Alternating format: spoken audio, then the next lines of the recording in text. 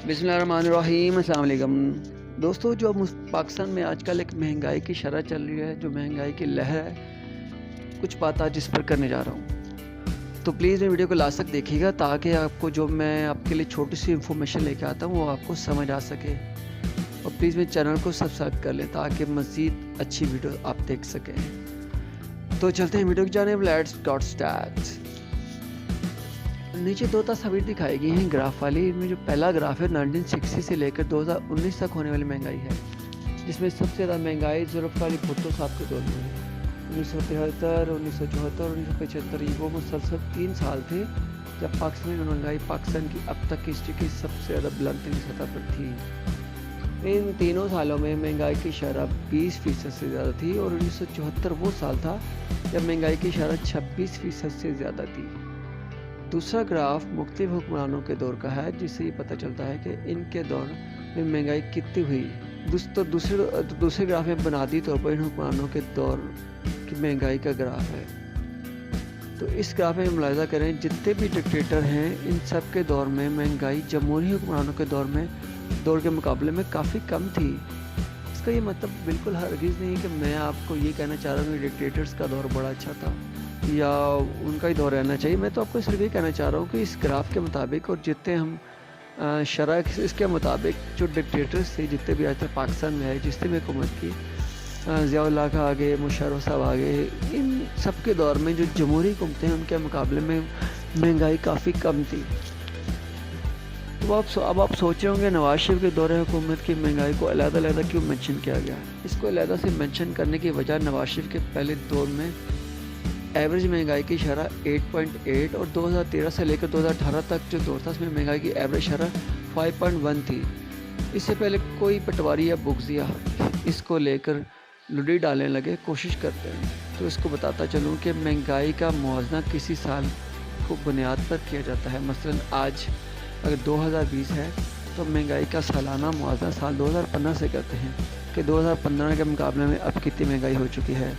तो इस लिहाज से नवाज शरीफ का 2013 से 2018 वाला दौर जो 2 सूबर बनता है, एक 2015 से पहले वाला और एक 2015 के बाद वाला।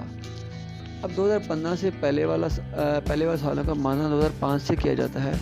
वैसे 2 साल में नवाज शरीफ के दौर की महंगाई की शरह 7.7 और 7.2% थी, जबकि महंगाई की शरह का मुआवजा करने का साल तब्दील हुआ तो 2015 के बाद महंगाई की शरह कम हो गई, जिसका फ़ायदा कागज़ों में नवाज शरीफ की हुकूमत को हुआ, जिसको अब लोगों को दिखाते हैं, देखें जी हमारे दौर में महंगाई तो इतनी थी, अब के दौर में इतनी है।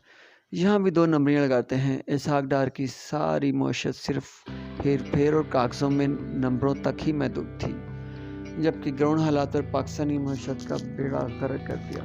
इस वक्त मंजी की कटाई जारी सारी है। हमारे यहाँ जाने वाले मंजी की बोरी 2000 रुपये फ़ी मन बेची, जबकि 2018 में ये रेट 1250 रुपये था।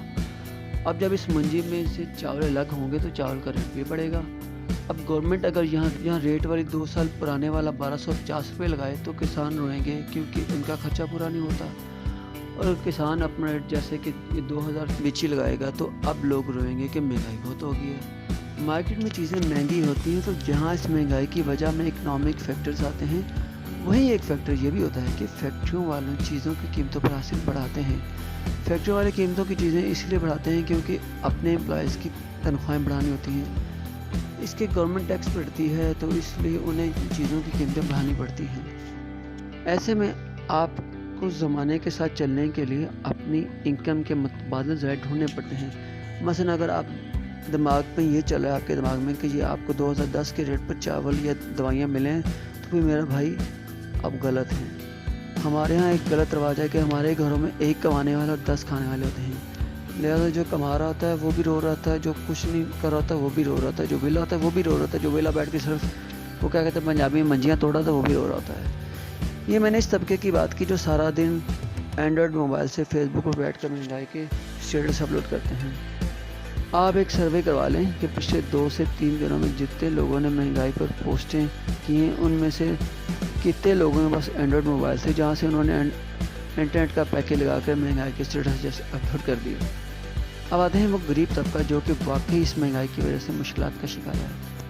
हर गवर्नमेंट सबके लिए सब्सिडीज़ का ऐलान करती है और इनके लिए सस्ते बाज़ार ریئلٹی اسٹور پر بھی ضرورت زندگی کی اشیاء سستے ریٹ پر مہیا کرتی ہے، لیکن ہمارے معاشرے کی بے حسی دیکھیں کہ اس غریب طبقے میں شاید ہی کوئی ان چیزوں کو لے پاتا ہو، کیوں یہ چیزیں گاڑی میں بیٹھ کر آنے والا امیر لے جاتا ہے، جو ایک غریب کے مہینے کی تنخواہ جتنا ایک ڈنر میں اڑا دیتا ہے، اور یوں ایک غریب طبقہ بیچارہ مارکیٹ ریٹ کے مطابق خریدنے پر مجبور ہو جاتا ہے۔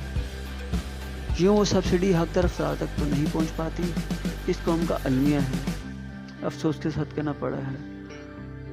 اب کورونا لاک ڈاؤن میں 12,000 امداد اپلائی کرنے والوں کا دیکھ لیں کہ کتنے امیر طبقے نے اس 12,000 امداد کے لیے اپلائی کیا، جن میں گورنمنٹ ملازم بھی تھے اور 12,000 جنہوں نے حاصل بھی کیے۔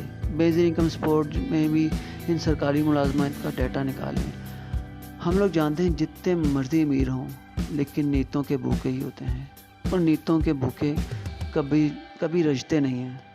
سارا دن فیس بک پر کھپ ڈالتے ہیں کہ لیکن ہم میں سے کوئی اس ٹائم کو کبھی کسی پروڈکٹیو کام میں استعمال نہیں کرتا، کوئی شکل نہیں سیکھنی کہ کوئی محنت نہیں کرنی پڑ جائے، بس گورنمنٹ دے دے تو ٹھیک ہے۔ مجھے ایسے میں جولی کی وہ بات یاد آتی ہے کہ آپ کی سوچ ہی آپ کی امیری اور غریبی مٹاتی ہے۔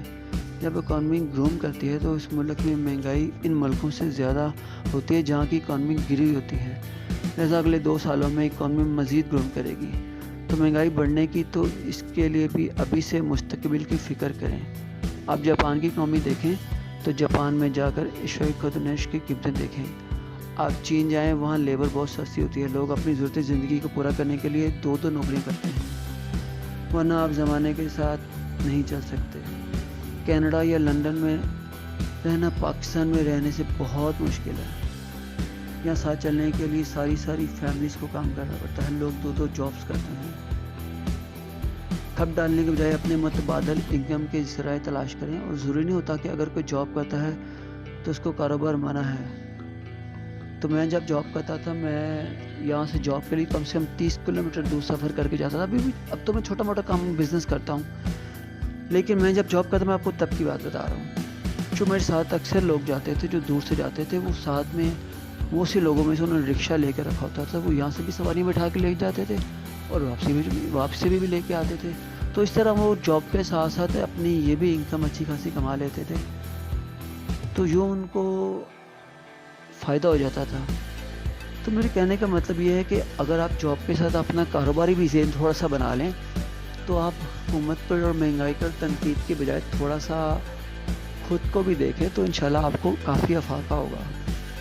تو ویڈیو بنانے کا مقصد یہ تھا کہ جتنی مہنگائی کا رونا، نو ڈاؤٹ مہنگائی بہت ہے، لیکن کچھ ہم سب کو بھی کرنا ہے۔ ہمارے یہاں بھی آج اس دور میں بھی ہمارے یہاں اگر 10 افراد گھر میں رہتے ہو تو بیچ میں سے 5 سے 7 تو ویلے بیٹھے ہیں، باقی کام کرنا پڑتا ہے بھائی۔ اب دنیا میں کسی کنٹری میں بھی جا کے دیکھیں تو ایسا ہی ہوتا ہے، وہاں پہ سب لوگ مل کر محنت کر رہے ہوتے ہیں۔ تو دوستوں، امید کرتا ہوں میری ویڈیو آپ کو انفارمیٹیو لگی ہوگی، اچھی لگی ہوگی۔ ویڈیو اچھی لگے تو پلیز میرے چینل کو سبسکرائب کر لیں۔ ملتے ہیں اگلی کسی اچھی ویڈیو کے ساتھ کسی اور مقام پر، تب تک کے لیے آپ سے اجازت چاہتا ہوں۔ ویڈیو دیکھنے کا بہت شکریہ، مجھے برداشت کرنے کا بہت شکریہ۔ اللہ حافظ۔